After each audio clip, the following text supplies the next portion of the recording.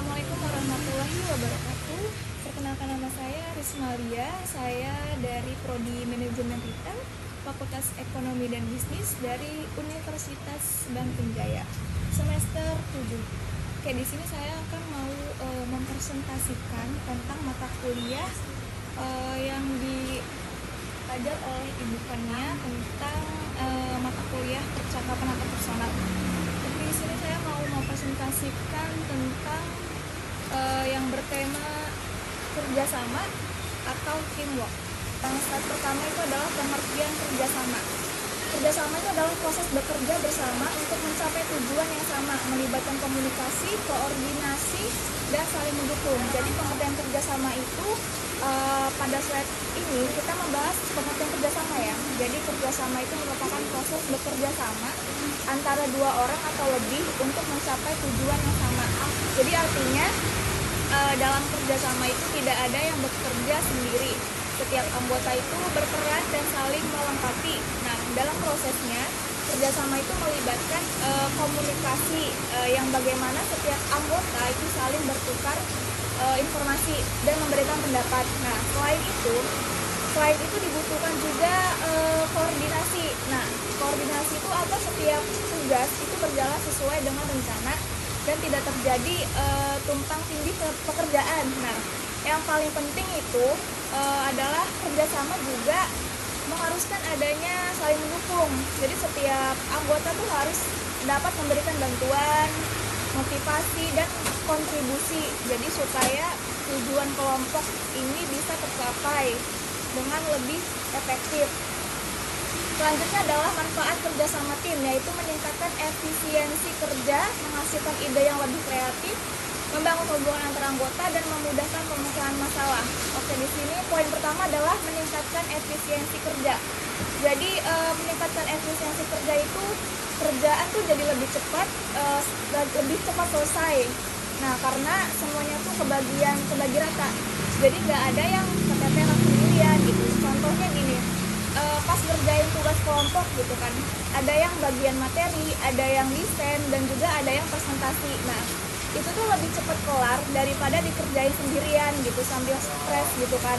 Nah, kalau yang kedua tuh adalah menghasilkan ide yang lebih kreatif. Nah, kalau mikir bareng-bareng gitu kan, ide yang muncul tuh biasanya lebih keren, lebih fresh gitu kan, dan lebih out of the box gitu lah. Jadi contohnya gini, waktu brainstorming gitu kan, buat bikin video kelas. Nah, tiap orang itu kan pasti nyumbang ide. Nah, ada yang kasih konsep lucu gitu, misalkan ada yang kasih sound viral. Nah, jadinya kan videonya itu dia lebih menarik gitu kan. Nah, yang poin ketiga itu adalah membangun hubungan antar anggota. Jadi membangun hubungan antar anggota itu kita kerja bareng, bikin makin kenal, makin dekat, dan komunikasinya juga nggak jadi kaku gitu. Contohnya gini, awalnya cuma ngobrol gitu kan soal tugas. Nah, lama-lama jadi nyaman nih cerita ini itu. Terus juga jadi teman nongkrong juga, itu bisa jadi gitu kan. Oke, yang poin keempat itu adalah memudahkan pemecahan masalah. Jadi kalau ada masalah bisa langsung dibahas bareng gitu. Jadi solusinya lebih cepat ketemu dan gak bikin overthinking gitu. Misalnya contohnya gini, pas jadwal presentasi nih bentrok gitu kan. Nah, si tim ini nih langsung diskusi bareng gitu, cari solusi. Nah, ganti jadwal gitu misalkan, dan bagi tugas ulang. Nah, bagi tugas ulang, nah masalah langsung kelar. Itu pokoknya masalah langsung kelar tanpa drama pokoknya. Oke, kita lanjut ke slide 3. Itu adalah peran anggota tim, yaitu berkontribusi sesuai kemampuan, berkomunikasi dengan baik, terus juga menghargai pendapat orang lain, bertanggung jawab terhadap tugas. Oke, jadi setiap anggota tim tuh harus ngasih usaha terbaik sesuai skill masing-masing. Nah, jadi semua kerjaan tuh kebagian dan hasilnya itu adalah maksimal. Nah, contohnya gini, kalau kamu jago desain ya, nah kamu tuh fokus bikin slide, nah atau poster. Nah, teman yang jago ngomong gitu jadi presenter. Nah, jadi semuanya tuh jalan sesuai keahliannya masing-masing gitu loh. Terus yang poin kedua itu kan ada berkomunikasi dengan baik. Nah, ada berkomunikasi dengan baik. Jadi itu tuh adalah anggota tim tuh harus sering update harus sering update, terus juga ngobrol, kasih info biar nggak ada miskom gitu. Jadi intinya jangan ghosting tim teman sendiri gitu lah istilahnya. Jadi contohnya gini, kalau kamu telat ngirim tugas itu bilang gitu misalkan ya, terus kalau ada perubahan itu infoin, jadi kerjaannya nggak berantakan gitu. Oke, yang poin ketiga itu adalah menghargai pendapat orang lain. Oke, yang ketiga itu jadi nggak semua ide itu harus kamu yang paling benar. Jadi dengerin pendapat temen juga, siapa tahu ide mereka itu lebih masuk gitu loh. Nah, jadi contohnya gini, pas meeting gitu kan, temen tuh ngasih usul konsep yang baru gitu kan. Nah, kayak walaupun beda dari ide kamu, tapi kan setidaknya tetap didengerin dan dipikirin bareng. Nah gitu. Yang keempat itu adalah bertanggung jawab terhadap tugas. Nah ini yang paling penting. Jadi kalau udah pegang tugas ya udah diselesaikan gitu kan. Jangan cuman hadir di grup tapi nggak ada kontribusi, atau cuman kayak numpang nama doang gitu. Contohnya gini, apa ya namanya? Jadi kamu tuh dapat tugas nih nyusun data, ya harus kamu selesain gitu kan sebelum deadline lah pokoknya. Jadi bukan malah ngilang sampai anggota sampai ngilang sampai hari H-nya gitu kan. Oke, kita lanjut ke slide terakhir ya, yaitu faktor keberhasilan tim. Jadi di faktor keberhasilan tim ini di poin pertama itu ada tujuan yang jelas. Jadi tujuan yang jelas itu tim itu harus punya tujuan yang sama dan dipahami oleh semua anggota. Jadi kalau tujuannya jelas, nah setiap orang tuh tahu gitu apa yang harus dikerjakan. Jadi ke arah kerja tim dan apa hasil yang ingin dicapai.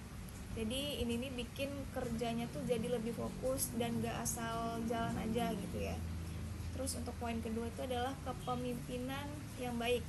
Jadi pemimpin ini berperan lebih ke mengarahkan, mengordinasikan, terus juga memberi motivasi pada anggota tim. Nah, kepemimpinan yang baik itu bukan cuma menyuruh, tapi juga bisa jadi contoh adil, terus juga mau ngedengerin pendapat anggota tim, terus mampu mengambil keputusan gitu kan saat dibutuhkan. Terus untuk poin yang ketiga itu ada kepercayaan antar anggota. Jadi kepercayaan antar anggota itu kepercayaan bikin anggota